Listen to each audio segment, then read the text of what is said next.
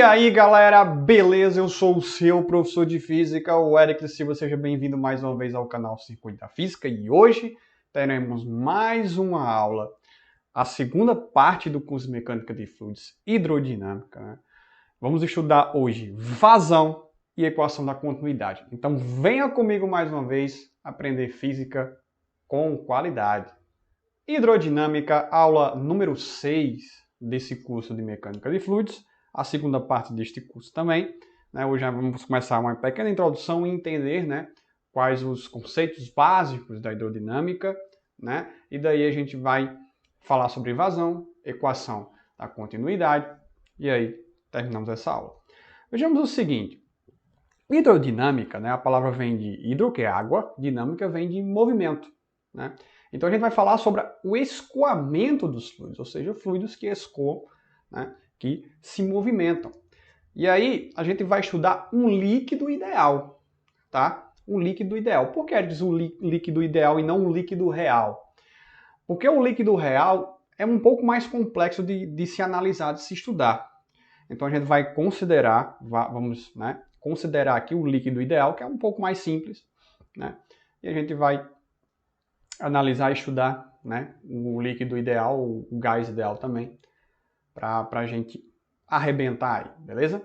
Ó, o líquido ideal tem que ser incompressível, ou seja, mesmo ele sob pressão, né, ele não sofra nem aumento e nem compressão de volume, certo? Então a gente vai ver aí que o líquido ideal ele tem que ser incompressível. Não viscoso, porque se o líquido tiver viscosidade, ele vai ter um pouquinho de dificuldade de escoar. Uma situação muito comum, muitos professores explicam a situação, é quando você pega um pote de mel e você sabe que o mel é muito viscoso. E você tenta derrubar o mel no chão, né? E daí esse mel ele demora um pouquinho para cair no chão, porque ele é muito viscoso. Então a gente não vai estudar líquidos que tenha viscosidade, certo? Porque o problema é um pouco mais complexo. E também o líquido ideal ele tem que ter o escoamento estacionário. O que significa escoamento estacionário? É que naquele ponto onde eu estou analisando o líquido fluindo ali, ele tem que ter a mesma velocidade e a mesma pressão o tempo que for, certo? Então, à medida que o tempo passar, a pressão naquele ponto e a velocidade naquele ponto, ele vai ser a mesma. É claro que, dependendo de dois pontos diferentes, que a gente vai analisar, vai estudar aí, é claro que a pressão pode mudar, a velocidade pode mudar. Mas naquele ponto, né, específico, não pode mudar a velocidade e nem a pressão. Por isso que a gente tem que estudar o escoamento estacionário. Érico, e se mudasse a pressão, aí como eu já falei antes, o problema se torna muito mais complexo e muito mais difícil, né? Então, para a gente estar no ensino médio, é importante só estudar o líquido ideal. Vazão, Z. Né? A vazão Z, ela é a quantidade de volume por determinada unidade de tempo. Ou seja, imagine que você tem uma torneira ligada e você quer saber quantos litros de água sai por tempo, por segundo, por minuto ou por hora naquela torneira, certo? Então a gente chama isso de vazão. Vamos olhar um exemplo de uma tubulação. E aqui você observa, eu fiz aqui um tubo passando água aí, né? Você tem 3 setas aí, eu coloquei aí na parte um pouco mais escura, tá? E aí eu recortei esse pedaço para a gente analisar aí, ok?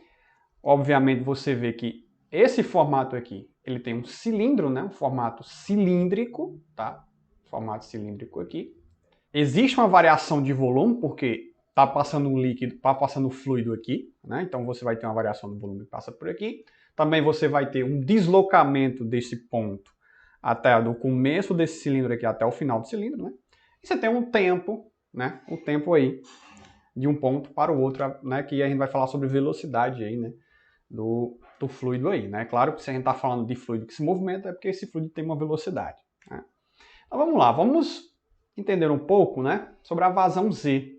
E aí, ó, como eu já falei antes, a vazão ela é a variação de volume, tá, desse fluido aqui que passa por esse pedaço aqui dessa tubulação por determinada unidade de tempo, ou seja, pode ser né? As unidades aqui a gente tem metro cúbico, que é a unidade de volume, por segundo, ou tem casos também que a gente usa quilograma por segundo, né? Unidade de massa também você pode usar também.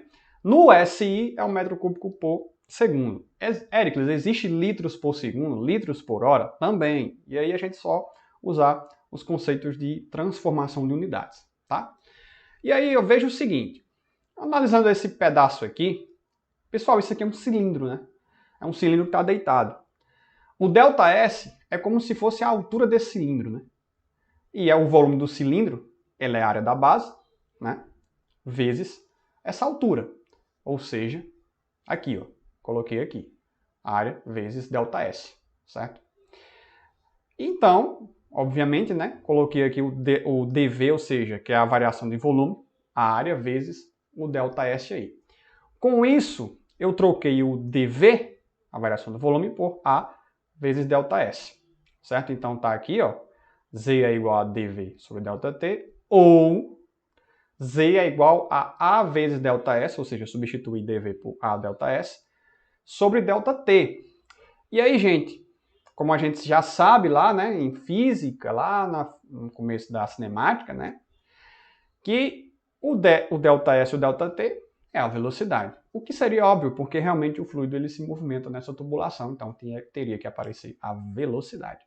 Ou seja, eu posso escrever a vazão pela variação do volume, a taxa de variação de volume aí, ou simplesmente pela área vezes a velocidade. Tá? Então isso é a vazão. A vazão também pode ser dada pela área vezes a velocidade, ou seja, a área que sai, o que o fluido sai, né, que o fluido escoa, vezes aquela velocidade aí.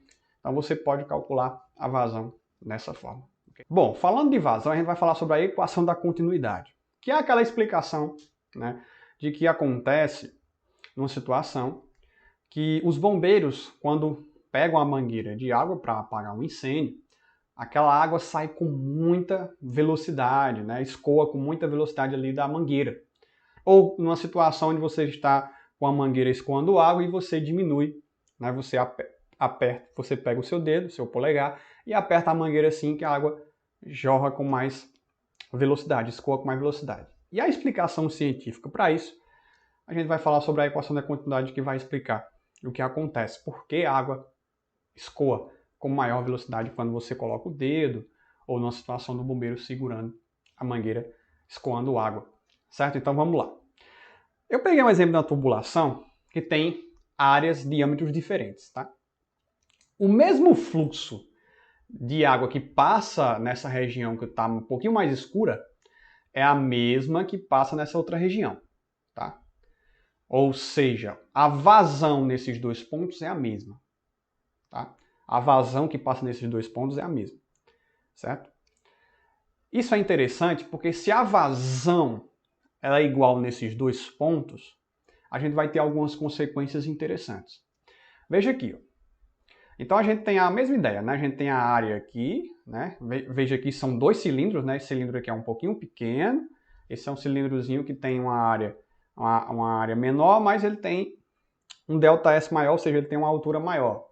Veja, aquela mesma ideia, eu tenho um ΔS, né? O deslocamento do fluido aqui, eu tenho um deslocamento do outro fluido, do mesmo fluido, mas nessa outra área aqui, nessa outra tubulação. Tá? E você vai ter uma velocidade 2. E aí você tem um volume, obviamente, né, o volume que passa aqui, né, uma variação de volume que passa por aqui, e você também tem outra variação do volume que passa por aí que eu chamei de 1 e 2, certo? No ponto 1, nesse círculo aqui, e no ponto 2, nesse outro círculo aqui, para a gente estudar e analisar o que é que vai acontecer.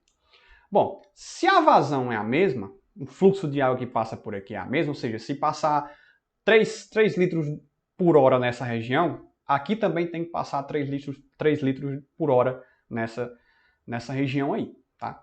Então, vamos lá. Então, igualando os dois, fiz aqui o ΔV1 sobre ΔT, o ΔV2 sobre ΔT. Tá? Substituindo ΔV, do jeito que eu fiz na invasão, tá?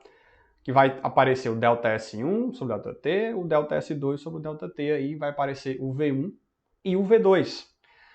E aí vamos ter a equação da continuidade. onde a área 1 vezes o V1, tá? A área 1 aqui, ó, né, que é a área da base desse cilindro aqui, vezes a velocidade do fluido que passa por essa região aqui, é igual à área 2, tá? Vezes o V2. E aí eu tenho a equação da continuidade. Pessoal, o que isso significa? Mais uma vez, quando a gente pega uma equação, a gente monta uma equação, e o aluno, quando encontra esse resultado, pergunta, professor, o que isso significa? O que é que essa fórmula quer dizer pra gente? Aquela mesma ladainha, a história de sempre. E aí eu sempre falo, né? Temos que entender, não decorar, mas entendê-la. Veja que a área 1, ela está inversamente proporcional a V1. Tá? O que isso significa? Se a área 1 ela é maior, ou seja, a área da base for um pouco maior, o diâmetro for um pouco maior, a velocidade que vai passar por ele é uma velocidade menor. Tá? Mas, quando você encurta a área, quando você diminui o diâmetro, quando você bota o dedo, né, na mangueira, você vai diminuir o quê? O diâmetro da área, você vai diminuir a área. Ou seja, você vai diminuindo a área, só que com isso você aumenta o quê? A velocidade. Por quê? Você vai ver que se esse aumenta, se esse A1 aumenta, V1 diminui. Ou seja, do outro lado vai haver o oposto, para compensar. A2, né? A2 vai diminuir, né? E V2 vai aumentar. Por isso que aqui, ó, no final, sai água com maior velocidade. Tá?